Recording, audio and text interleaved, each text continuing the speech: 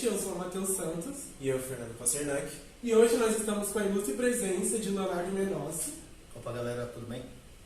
Então, Leonardo, a gente queria saber um pouquinho sobre você, como foi a sua infância e tal. Mas antes eu queria falar o tema do podcast de hoje, que vai ser sobre criptoartes. Opa, então, pode começar pela infância já? Pode. Eu vou... Desde pequeno eu morei ali no Jardim São Luís, bem perto daqui. Ia pra escola, normal, brincava bastante e tal, com criançada, jogava bola na rua, essas coisas. E nunca tive essa veia de artista, essas coisas, quando eu era criança. Foi uma coisa que eu descobri depois de mais velho, que é bem interessante, assim. Porque criança, né, tipo, quando a criança é uma veia para artista, ela desenha bem, escreve, tem a letra bonita. Porque, no meu caso, ao contrário, minha letra sempre foi horrível, minha letra é horrível, minha letra é muito feia.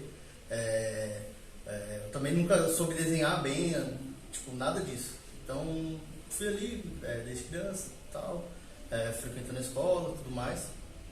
E eu sempre gostava de inventar coisas, assim, inventar, sei lá, juntava um monte de brinquedo, um monte de parafernália, assim, falava, vou tentar criar alguma coisa com isso aqui, vou ver o que acontece.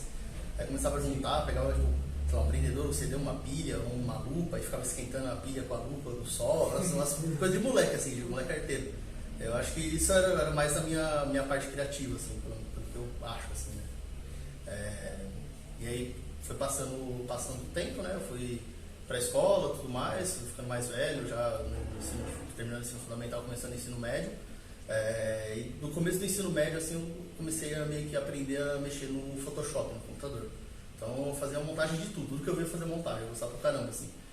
Minha irmã, ela fez área gráfica, e aí ela tinha um Photoshop instalado no computador que a gente tinha em casa, e aí eu achava mó legal ficar mexendo nas coisas lá, fuçando e tal. E aí eu meio que fui aprendendo, assim, fuçando como que funcionava o software e tudo mais. Aí foi passando o tempo, né? Eu fui meio que me aperfeiçoando nisso. E aí já na adolescência, perto dos 15, 16 anos, eu comecei a fazer um curso de... Primeiro eu fiz um curso de auxiliar de escritório, onde a gente aprendia várias funções de escritório e tudo mais, e por ali a gente meio que passou em Photoshop, edição de imagem e tudo mais. E aí eu peguei um pouco mais de uma aperfeiçoação um pouco mais profissional para aquilo. Então, meio que aprendi assim e tal, mexer um pouco mais sério, não ficar fazendo só montagem, besteira e tudo mais.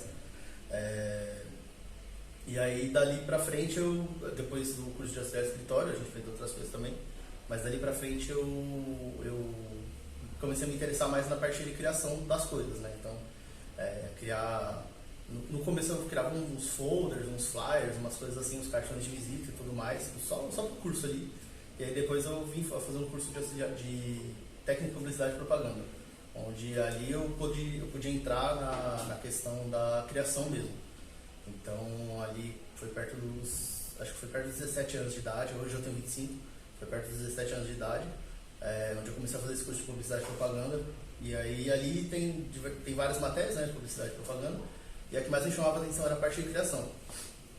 Tanto a criação de ideia e também de imagem, de vídeo, essas coisas, eu sempre fui meio que chamado para isso, assim. Não sei porquê, mas eu gostava bastante. E dali pra frente, eu fui fazendo um curso, durou um ano, né? A gente foi criando, sempre era da parte de criação. Caiu um trabalho pro nosso grupo, eu falei, não, a parte de criação é minha, vocês fazem outras coisas, eu quero fazer a criação.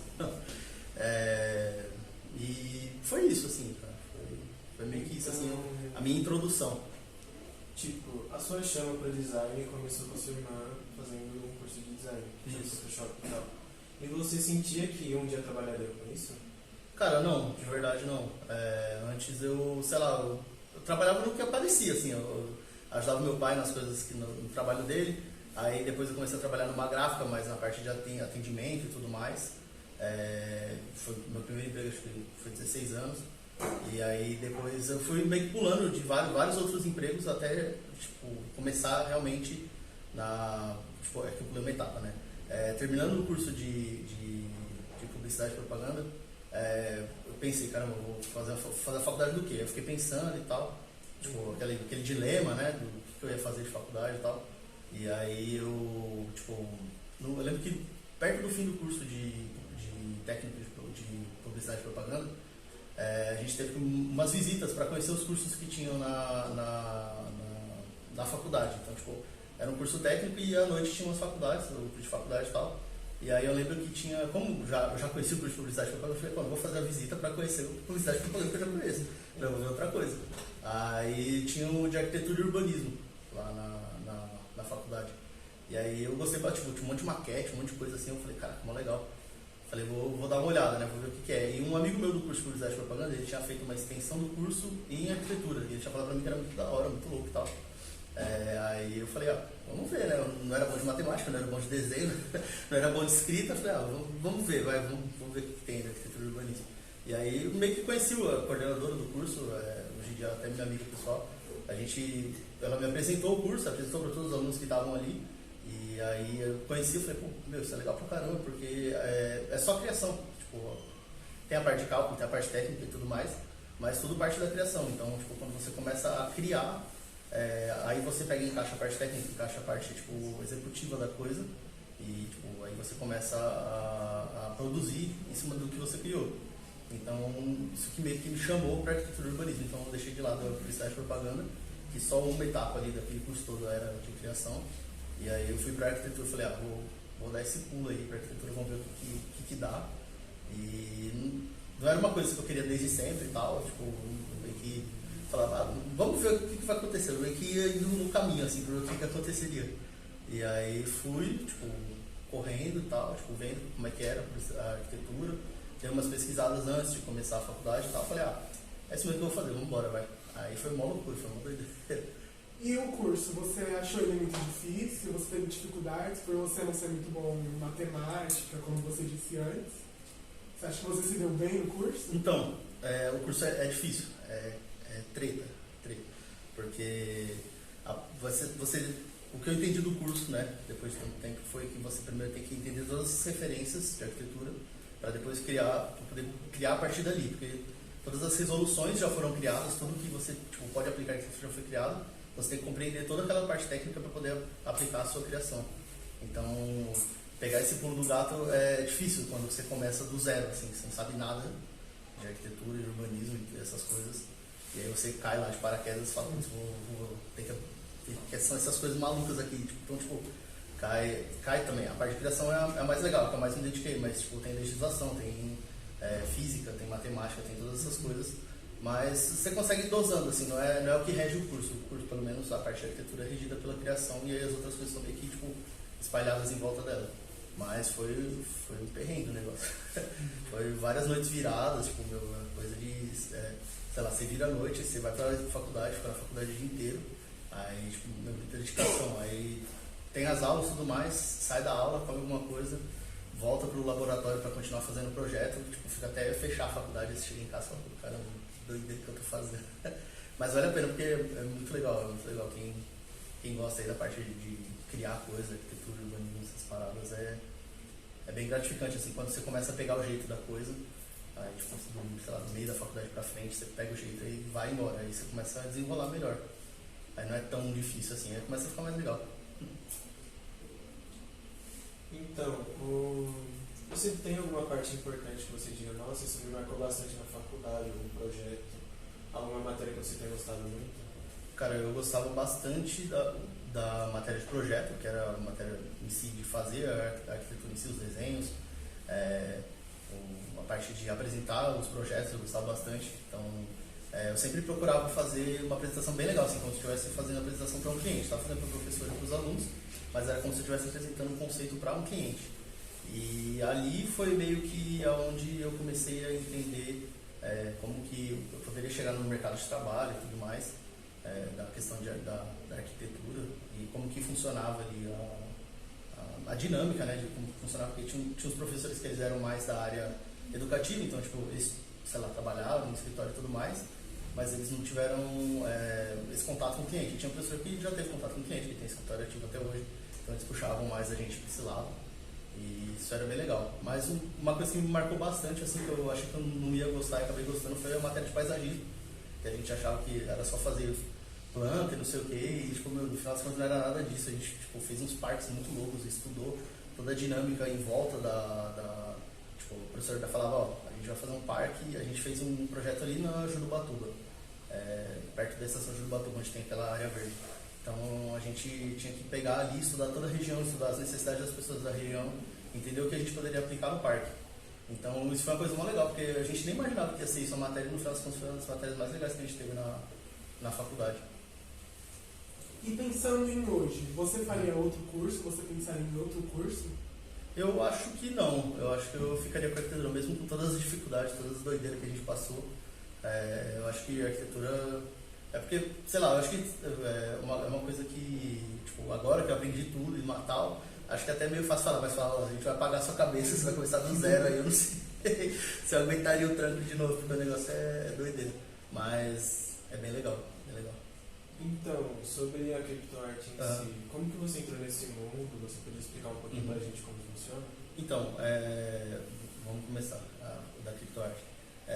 Com a faculdade, as apresentações e tudo mais, eu fui aprendendo ali os softwares de arquitetura.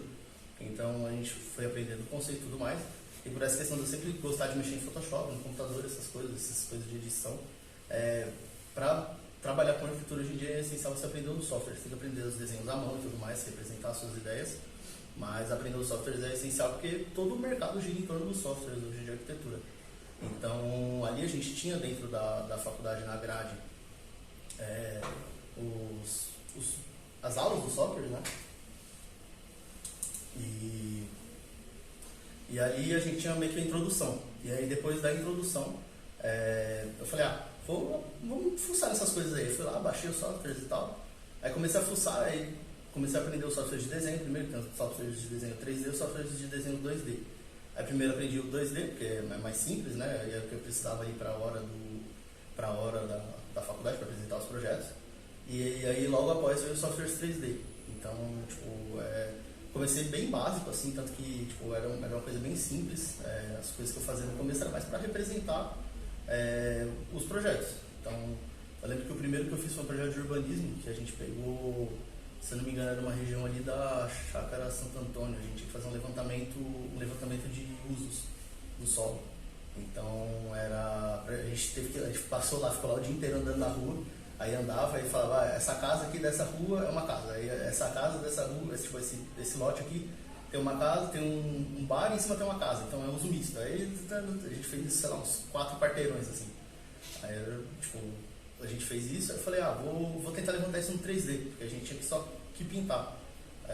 Tinha um desenho, né, dos lotes, né, e a gente tinha que pintar qual cor referente ao uso. Eu falei, vou tentar fazer um 3D disso. Aí fui lá, comecei a levantar os 3D, eu vi que começou a ficar legal, assim, falei, da hora esse negócio de 3D aqui, gostei bastante. E aí ali eu comecei a me aprofundar nos softwares 3D, comecei a ver tutorial no YouTube e tudo mais.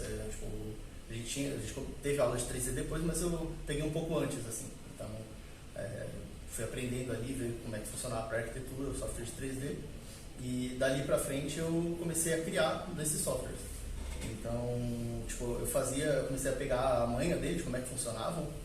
Tanto o software de criação quanto o software de renderização de 3D, e fui pegando a manha ali de como funcionava, e para testar minhas habilidades eu fazia umas criações doidas que tipo, vinha na minha cabeça, assim, umas coisas, tipo, eu falava, não é meio chato você ficar fazendo, tipo, sei lá, 10 vezes a mesma casa, 10 vezes um prédio, cansa. Eu falei, vou tentar fazer um carro voador aqui no meio de uma cidade, por exemplo. Aí pegava lá, tipo, uma imagem de referência na internet, falava, sei lá, cidade do futuro, não sei o quê.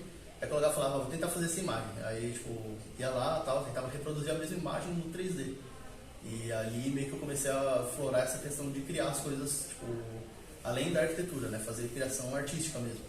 Então, eu meio que entrei nessa de criar artisticamente para testar o que eu sabia fazer. E aí, agora falando da criptoarte, antes de dar esse boom nas NFTs, das criptoartes, eu tinha conversado com um amigo meu um tempo atrás e tal, e ele é design gráfico, e ele falou pra mim que tinha um site, a gente tava meio que, tipo, foi no começo da pandemia, no começo da pandemia eu já tinha acabado a faculdade de arquitetura, aí eu trabalhava já com 3D de arquitetura, comecei estagiando em arquitetura. Aí logo um tempo depois, acho que uns 6 meses depois, eu fui pra parte do 3D, porque era uma coisa que eu já dominava e tal, e meio que lá naquele tinha uma aula de 3D, eu falei, vou pro 3D.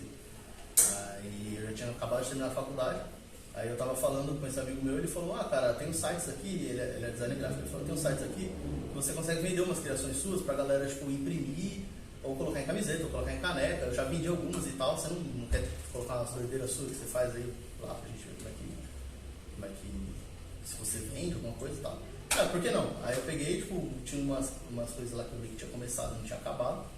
Aí eu peguei e comecei dei uma finalizada, né? Deixei mais um pouco mais bonito, né?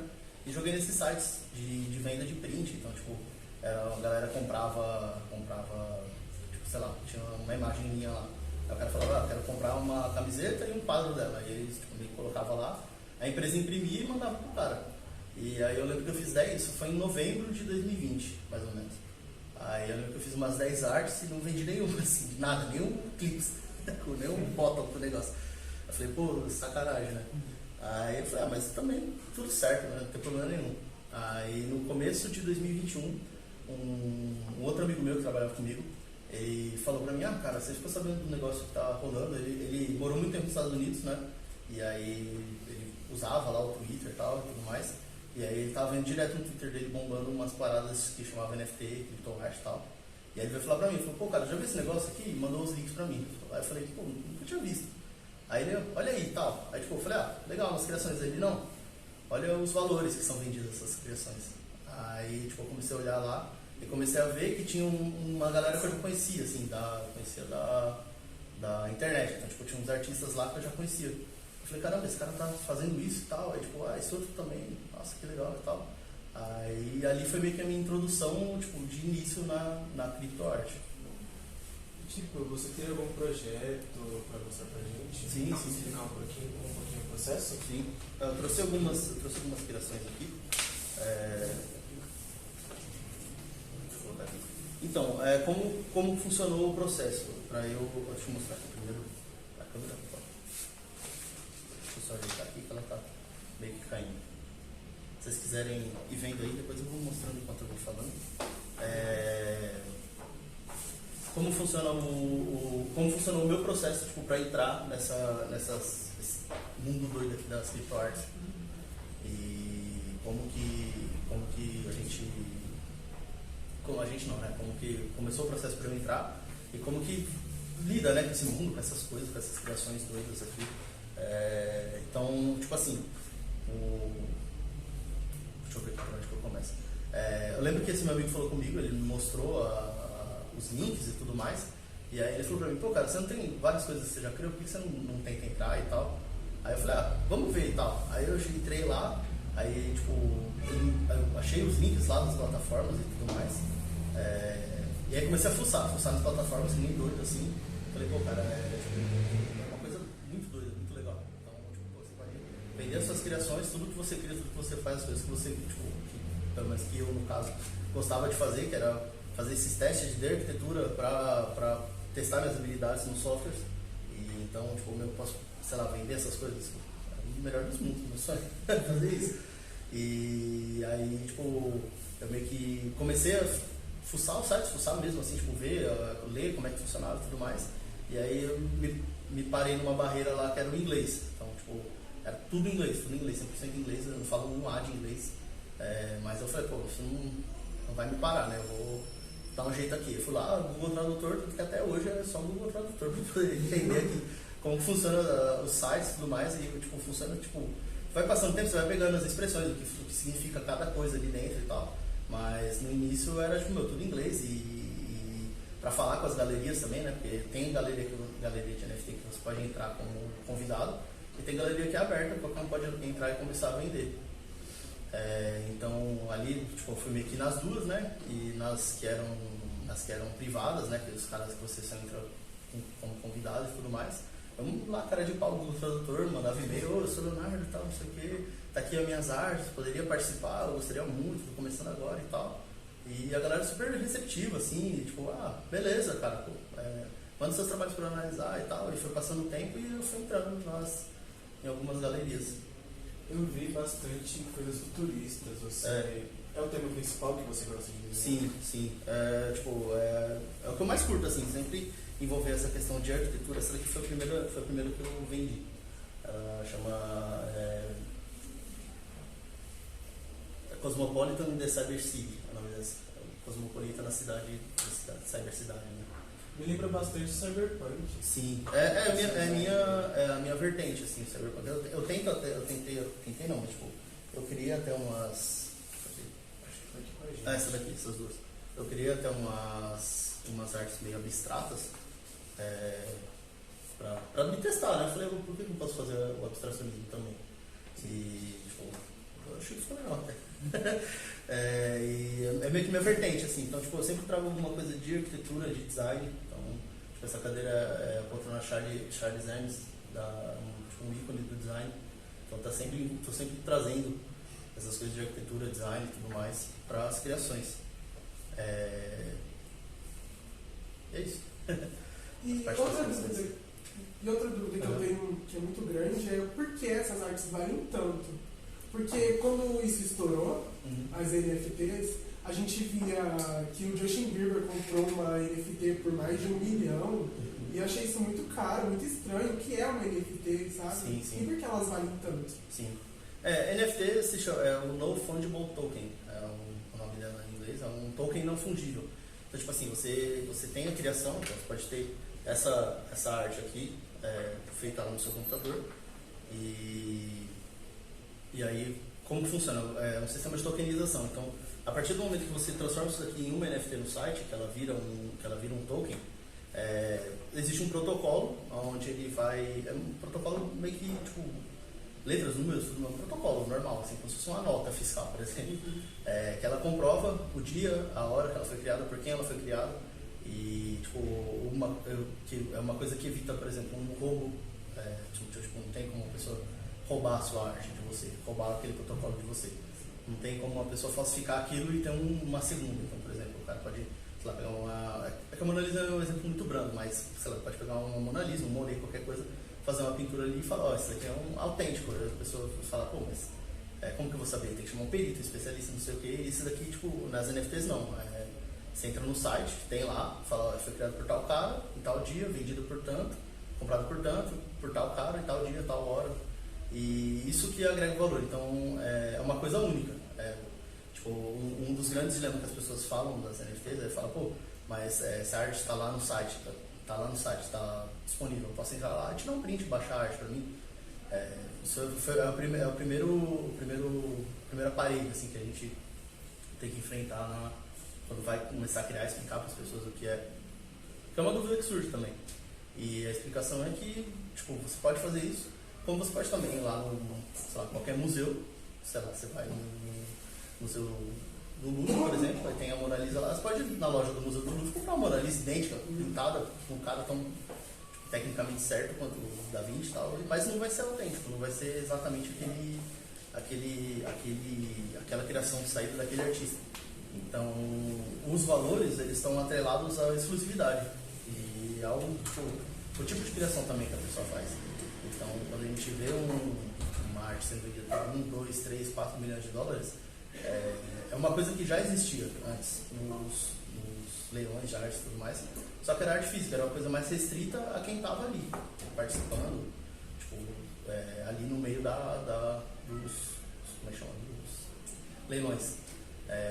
E agora não, isso aqui foi expandido para a internet, para acesso a qualquer um pode ir lá e ver, pode baixar também se quiser ter as criações. Mas a questão da exclusividade e também a questão do hype do momento. Então, como isso é uma coisa que surgiu agora, muito nova e tudo mais, a galera que tipo, é interessada em arte e tudo mais, tipo, que está na internet, meio que foi para isso e abraçou isso como a nova vertente da arte, uma continuação do que vinha vindo das criações e tudo mais, e seguiu. Foi meio que isso, assim. Você acha que o mercado ele ainda vai crescer bastante ou ele vai ficar nichado? Então, atualmente está tendo uma crise, não só na questão das artes, porque tipo assim, todo o mercado das criptoartes, das NFTs, eles giram em torno do Ethereum, que é uma criptomoeda que é meio que parecida com o Bitcoin e tudo mais, só que ela tem mais funcionalidade, ela funciona para várias coisas.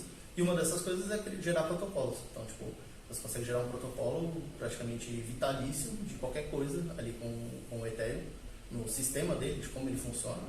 E ali dentro desse sistema deles, os caras lá acho que foi em 2016 mais ou menos, meio que criaram a partir do sistema deles um sistema de transação e tokenização. E a partir dali eles começaram a tokenizar umas criações digitais que eles tinham. Então ali começou as primeiras criptoartes, os primórdios, assim. E aí veio vindo, aí com a questão da pandemia também, todo mundo em casa e tal. Foi uma coisa que, tipo, como todo mundo estava na internet ali naquele momento, é uma coisa que veio, tipo, de encontro, assim, com a pandemia e meio que deu um boom, assim. E agora, sobre a questão de ficar nichado, eu acho que não, cara. Eu acho que eu acho que isso é o futuro da arte, assim. Como hoje em dia tudo está digital, tudo que a gente está fazendo é digital, meio que vai seguindo, né, o caminho. Então, tipo, antigamente, mas, tipo, os filmes agora são digitais, a gente não vai mais no cinema. Tem lançamento de filme na Netflix, por exemplo, tem que ser bem caro, você não precisa mais ir no cinema. Agora você não compra mais CD, você nem baixa mais a música, você vê direto na nuvem. E, tipo, a arte vai seguindo, né, vai seguindo a vertente conforme as coisas vão acontecendo. E eu acredito que é o futuro e, tipo, conforme vai passando o tempo, vai sendo uma coisa mais acessível para todo mundo. Tanto que daqui a alguns, eu não sei exatamente quando, vai ter a NFT Rio, que vai ser lá no Rio de Janeiro e tal, a exposição de NFT com vários artistas brasileiros e tudo mais. Então, se vocês pesquisarem aí no Google e tudo mais, no Twitter principalmente, eles têm lá quando vai ser e tudo mais, com vários artistas brasileiros, vai ser bem legal. Só que agora no momento está tendo uma questão de recessão, crise mundial, por causa da guerra e tudo mais, então, tipo, o mercado tanto das NFTs, quanto das criptomoedas, quanto o mercado de ações e tudo mais, está tudo caindo, né? Está tudo retraído. Então, está tendo meio que uma crise das NFTs, assim, não estão tendo mais vendas tão exorbitantes quanto antes e tudo mais.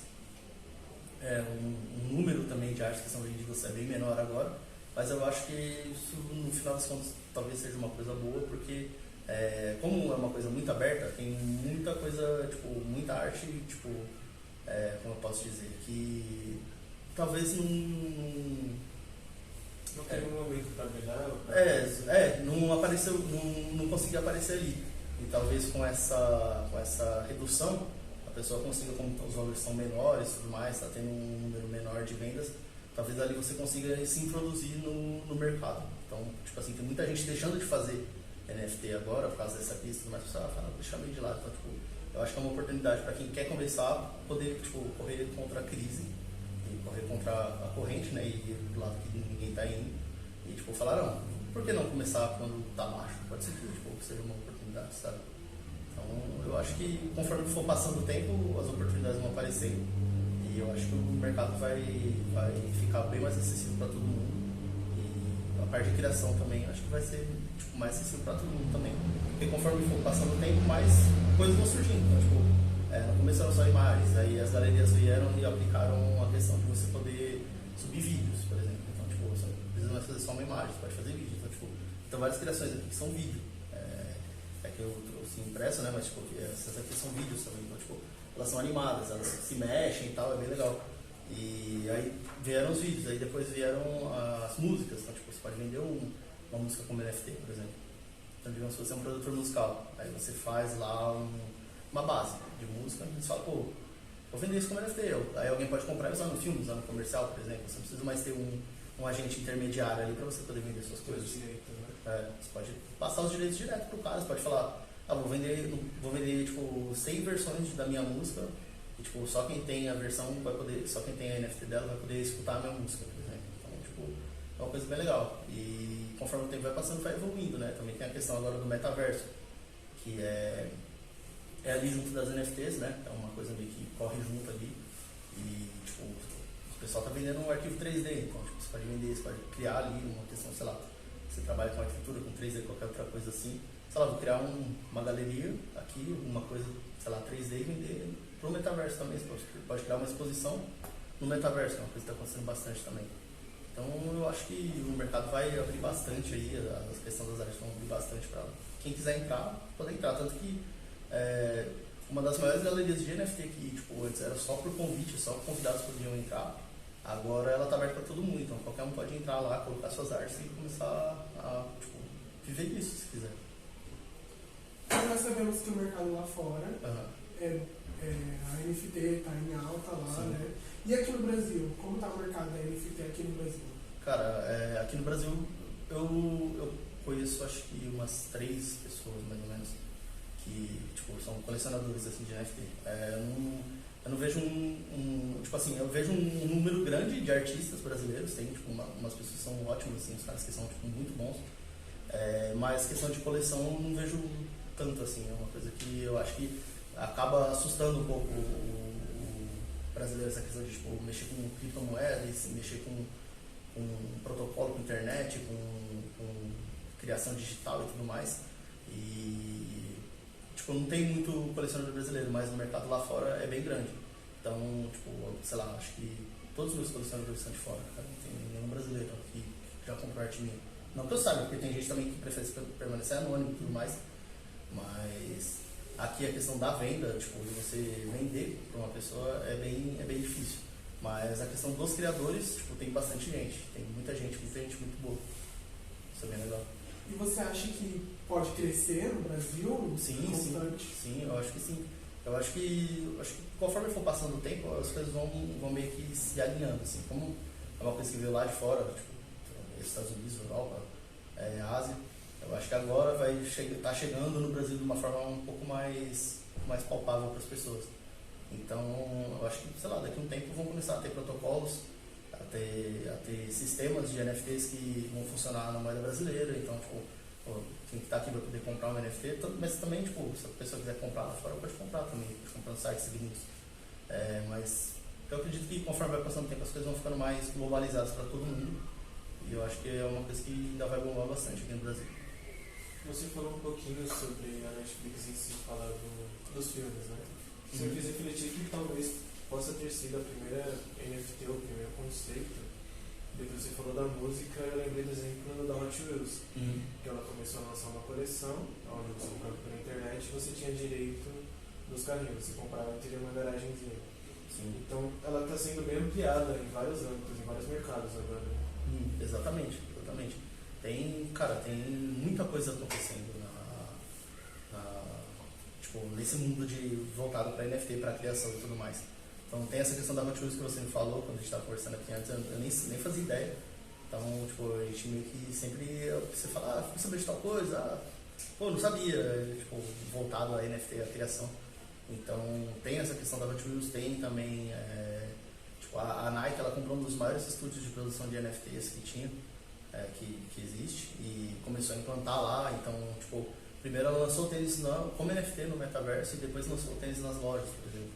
Então é um mercado aqui tanto para quem quer começar a criar, virar um criador ali, ou começar a trabalhar com isso, tipo, se jogar nesse mundo de criação, de computador e tudo mais, de trabalhar com... Você não precisa exatamente ser um criador, você pode trabalhar sendo um programador da marca ali, você pode trabalhar no sistema de marketing, você pode trabalhar... Então, tipo, é um mercado de trabalho que está abrindo muito. E, tipo, como tudo está muito globalizado, e também na questão veio também a pandemia e tudo mais, então, tipo, foram criados esses espaços, a questão do metaverso, para reduzir distâncias, né? Então, tipo, você pode, por exemplo, ter lá no metaverso uma sala de conversa e fazer uma reunião de negócios ali, você pode fazer um podcast ali. Então, é uma coisa bem legal, tá sempre surgindo coisas novas ali. Por fim, eu queria que você desse uma dica, ou algum apoio para o pessoal que quer entrar nesse mundo e falar qual que seria o melhor caminho para você não cometer certos erros no começo. Sim. A questão principal, eu acho que é criar uma identidade, quando você quer começar a criar, virar um criador. Então, você seguir uma identidade, você pode seguir uma identidade cyberpunk, que é uma coisa que eu sigo aqui nas minhas, você pode seguir uma identidade abstrata, você pode seguir uma identidade mais clássica nas suas criações, e ali representando as coisas que você gosta, as coisas que você cria, que você vê no seu dia a dia, sempre voltado para a forma como você cria, para a pessoa, porque, tipo assim, quando você tem ali o seu conceito e as pessoas, tipo, os colecionadores ou os outros artistas, seus amigos ali, batem o olho e falam, aquela criação é daquele cara. Então, tipo, você bate o olho e sabe de quem que é só pela forma que ele criou. Então, eu acho que essa é a dica principal, ter a identidade e, cara, ser curioso, fuçar as galerias, ser cara de pau, falar com a galera, porque, tipo assim, as NFTs em si, a parte da comunicação do grupo, de quem cria, de quem compra e tudo mais, é uma dica valiosa, se dá pelo Twitter e pelo Discord. O Discord é um servidor lá e tal, tem tipo, como se fossem bate-papos e tem... são grupos, mas como se fossem páginas de várias coisas ali dentro. Então, a maioria das galerias de NFTs, elas têm um Discord delas, um próprio, que é como se fosse um chat de bate-papo. Então, lá você encontra os coordenadores da galeria, a galera que trabalha lá do suporte, a galera que é curador de arte. Você encontra outros artistas, você encontra colecionadores. E ali é meio que o pulo do gato para começar. Então, tipo, você, sei lá, procura as galerias de NFTs. Não sei, pode falar o nome das galerias? Se vocês quiserem pesquisar, tipo, as melhores galerias hoje em dia, a mais hypada, a melhor que tem é o Super Rare. Então, tipo, Super Rare, é super raro, de raro mesmo. Ali ele tem também o servidor Discord dele, então vocês, tipo, é aberto para todo mundo, você pode entrar lá no servidor, falar com a galera, tipo, no chat lá, é tudo em inglês, infelizmente, tipo, não tem um servidor em português, mas, cara, o Google Tradutor ali, falando com a galera, tal, vai e volta, tipo, copia, pode falar só um minutinho, não falo muito bem inglês e tal, e, tipo, você é cara de pau, falar com a galera, tem a Maker's Place também, que ela é bem aberta para todo mundo, e tem as galerias que são a Maker's Place ainda, né, de Maker's Place, tipo, lugar de criadores. As galerias agora, essas são fechadas, né? São só com convite, mas também não é nada impossível, assim. Tipo, tanto que para entrar na Super Rare, que era a melhor, tipo, a mais hypada, assim, eu demorei, eu acho que eu tipo, fiz 9 tentativas, cara, eu fiz 30 artes para poder entrar, assim, a gente tem que mandar tipo, umas 5 artes para eles avaliarem, e aí, tipo, eu ia fazendo, mandar para eles não respondiam. Tipo, eu fiz isso 9 vezes até que eles falaram, pô, deixa esse cara chato entrar. Melhor deixar, senão ele vai ficar enchendo nosso saco pra cima. Mas eu tô cansado. Mas eu tô cansado. Mas tem as galerias que são abertas, então a Foundation, Foundation de fundação. Jogar Foundation NFT no Google. Antes ela era só para convidados e agora ela é aberta, e se não me engano ela é o segundo maior mercado de NFT Ultra 1, que é esse tipo de criação aqui. Então, tipo, é bem legal. Tem o OpenSea também, que esse é o maior mercado. Então lá você consegue vender músicas, consegue vender vídeos, consegue vender imagens, consegue vender arquivo 3D, consegue vender um monte de coisa, fotografia. Então, tipo, é bem abrangente, pode não falar, OpenSea, o mar aberto, né? Então, tipo, é bem legal. Vertentes, né? Várias vertentes.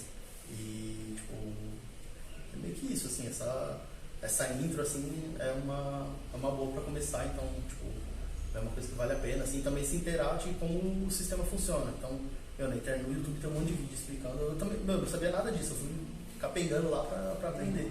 Então, tipo, no YouTube agora, ainda assim, depois do boom, é mais fácil ainda pra aprender. Então, tipo, tem um monte de vídeo que os caras ensinam como funciona pra você criar NFT, a questão de jogar no site e tudo mais. Tem vídeo que ensina, tipo, você sabe desenhar, você quer passar por um meio digital, você quer fazer um vídeo que você desenha. Então, tipo, lá no YouTube tem os tutoriais e tal. Então, essa questão de fuçar, de ir atrás, eu acho que é o pulo do gato aí pra começar. Então, tipo, desbravar e tentar. Sim. Não tem outra escolha. Sim. Muito obrigado. Infelizmente nosso tempo acabou. Acho que até estourei o tempo, na verdade. Mas faz parte. E eu queria agradecer de verdade a conversa que a gente teve. Valeu. Você conseguiu abrir nossa mente, a gente não sabia muita coisa sobre o assunto. Que isso, tamo aí. E eu queria finalizar dizendo que o mundo de NFT, o mundo de arte em si, ele está crescendo bastante, me admira muito. Eu gosto de arte, eu gosto de desenhar e tal. E, tipo, me dá um brilho nos olhos ver isso, ver que o mundo está mudando. Então, eu queria encerrar. Obrigado por todos que conseguiram ver até aqui, espero que tenham gostado do podcast. E nos sigam nas nossas redes sociais. Valeu, galera. Tchau. Sigam lá também.